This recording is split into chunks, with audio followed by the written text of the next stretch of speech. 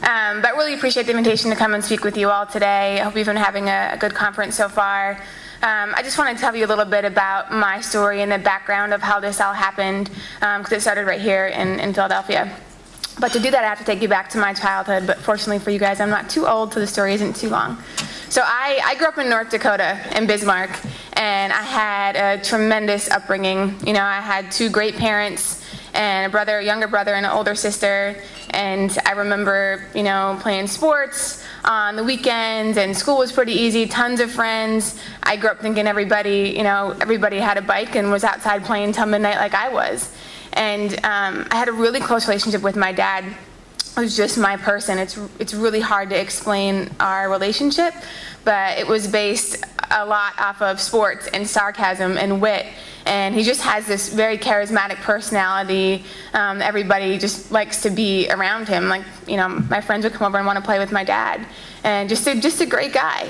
And I remember having everything in my life figured out by the time that I was 12. I just was focused ever since I was, I can remember. And when I grew up and got big, I was going to have this big white house with a white picket fence, and I was going to go to college and get a fantastic job and marry this tall, dark, handsome man and have 2.2 kids, and life was just going to be that easy for me. And I had no reason to think that I wasn't going to have all of those things.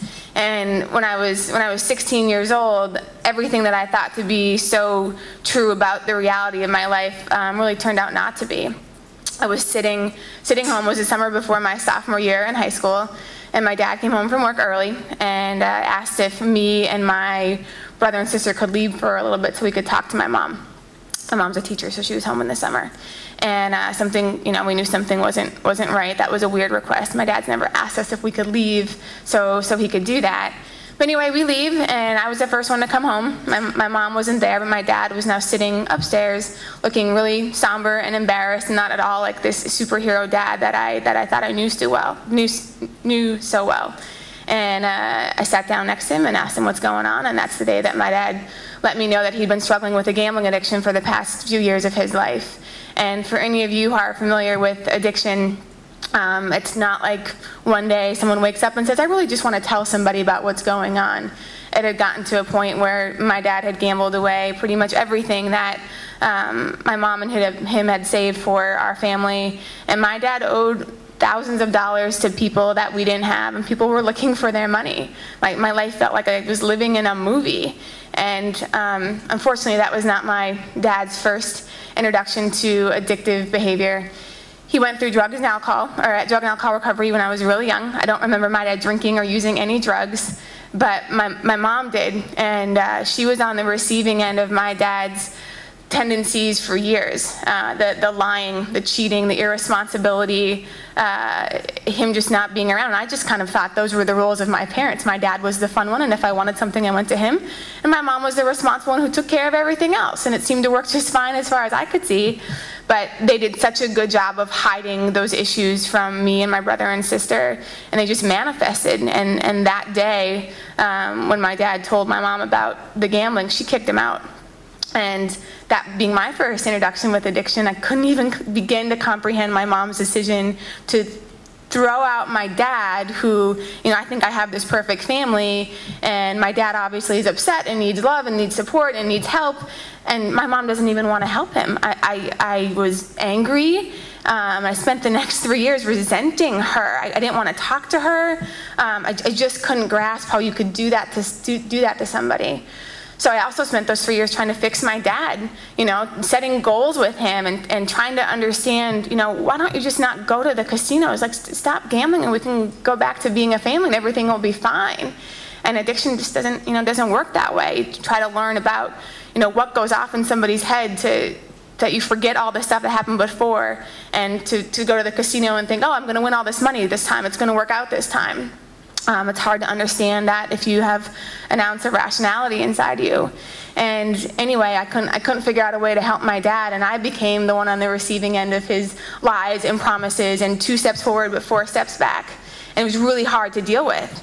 And for for me, I needed something to feel good about myself, and sports had always been something that I really enjoyed, and I started running.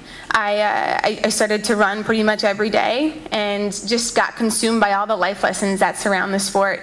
Taking things one step at a time, realizing I can't get to mile 5 without doing the first 4 in between, and they might be tough, but I can't get the end result without doing that work.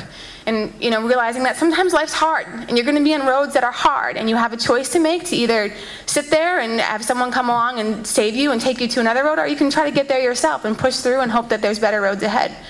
So I decided, I need to go get everything that I said that I wanted in my life. I'm going to go to college. I'm going to go get everything that I just had in my head of what my perfect life was going to be. And I need to even do it better to make up for the fact that now I have this red mark on my life that I was somewhat embarrassed of and could never fix. So I go to college, graduate early on this career path, go to grad school, really trying to figure things out and doing really well from the professional side. And in 2005, I get a job offer to come to Philly, and I really had no desire to come and live in Philly. It wasn't really on one of my top 10 places to be. But opportunity was really good, and I thought, I'm going to do this. It's a brand new position that's being created, and I have a lot of autonomy to try to build something here. So I moved to Philly. Again, career is going really well, and I was here for 2 years. And in 2007, I was 26-year-old, came at a point in my life where I felt completely alone. I was so lost. I had no idea what I was doing. I stayed so focused from my plans 10 years ago to just, this is what I want, this is what I know I want, and it was easy for me to just do that without really digging in deep to some of my emotions and trying to find the reasons why things had happened in my life, and dealing with, again, my dad's behaviors and all the hardship that my family had gone through. And I really began to want this sense of value and purpose in my life. I wanted those answers, and I realized the path that I was on wasn't going to allow me to get those, and that I needed to leave Philly. I had to go to New York or Chicago or overseas, whatever I had to do to try to discover what my mission and my purpose was in this world, which again, I don't think is specific just to me. I think we all feel that way at some point in our life, if not more than once. So I quit my job working for a nonprofit here, and I got approached by Comcast to go work in their government affairs department, traveling the country 80% of the time for this huge corporation that was really booming and doing well. And what a fantastic opportunity. This would almost complete what I thought that I wanted. And I thought really long and hard about if this would be a right choice for me. And after interviewing and meeting all these great people and thinking, maybe my mission isn't at Comcast, but I would be able to learn a ton about myself and travel, and would get me the hell out of Philly, frankly. So I was really excited about that, and thought it would be a good move for me, because I've never been in the corporate world before. So I thought, okay, if I get this job, I'm going to take it. Be a good learning lesson for me. And through the past 10 years, the only thing that had remained stable in my life was my running. I became a marathoner at this point, ran really early in the morning, 5 or 5:30 or so. And when I did live in Philly, I actually live in DC now, I lived at 13th and Vine, which 5 or so years ago was an up-and-coming area. It still somewhat is. It's called the Warehouse District. And there's a homeless shelter maybe 3 or 4 blocks away from my home. And I had passed that homeless shelter every day on my way to work, every day when I would go running. But for whatever reason, in May of 2007, there were these group of guys that were standing outside in the morning. And being from North Dakota, I tend to wave and smile at a lot of people. And I started to wave at these guys, and they started to wave back at me. And pretty soon we have this really fun, sarcastic rapport that's taking place for 10 seconds while I'm running past these guys, them asking me if all I do all day is run, and me asking them if all they do is stand on that corner. And it was not talking to them and trying to make them feel badly, but that's just the way that I can be sometimes. I'm a little sarcastic. And they reminded me so much of my dad, who is so friendly, again, and engaging, and just a little bit rough around the edges.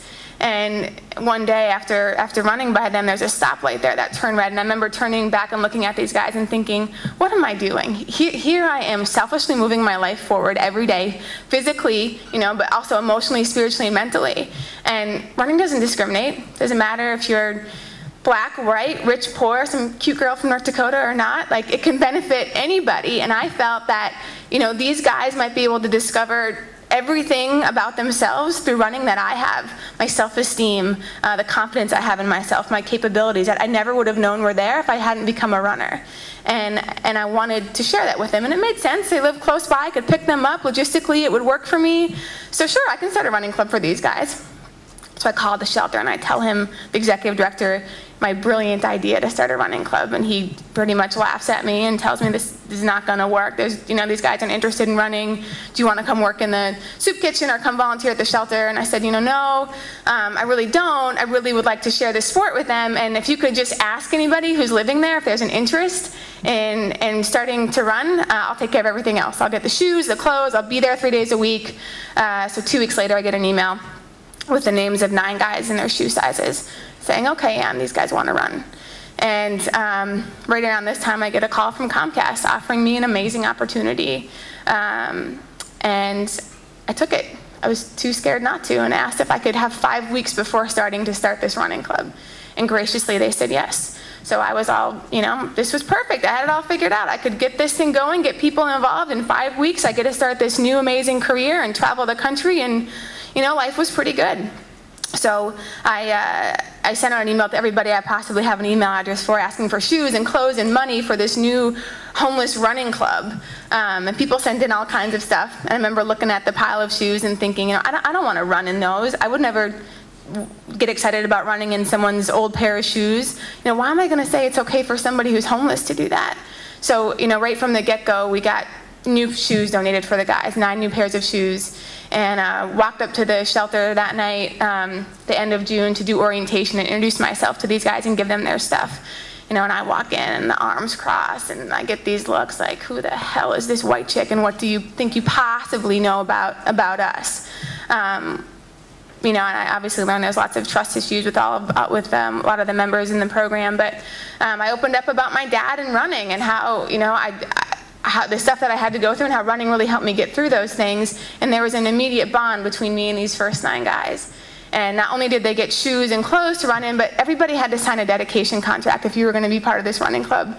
And it had simple language in it that stated, I'm going to commit to this 3 days a week. I'm going to be on time, Monday, Wednesday, Friday at 6 a.m.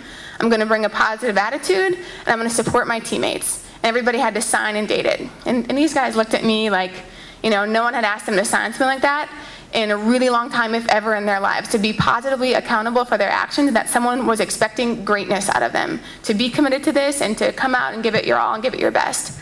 And we all signed it, and I signed it and dated it, and we had our first one on July 3rd of 2007. And I had some old media contacts from my prior work in Philly and wanted to get the word out to get more people to come and run with us, and the Philadelphia media was incredible. I have a lot to thank for them for doing so many stories and pieces on our members in this program and this idea. As people started calling and emailing, can we come run with you? How do we get involved? And people were volunteering to help with the website and to just so many things, and it was really generous. And all of a sudden, this group of me and these 9 guys was now 15 and 20 people strong. We started to put some structure behind it, and there started to be some more amazing observations that were happening with these guys.